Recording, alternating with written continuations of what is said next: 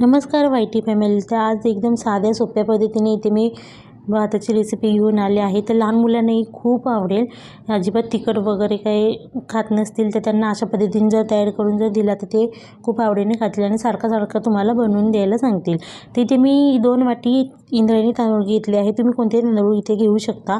आणि त्यामध्ये घातले आहे अर्धी वाटी मुगाची डाळ, त्यासोबत घातले आहे मटार 1 वाटी आणि इथे मी तेल थोडंसं जास्त वापरले भाताला.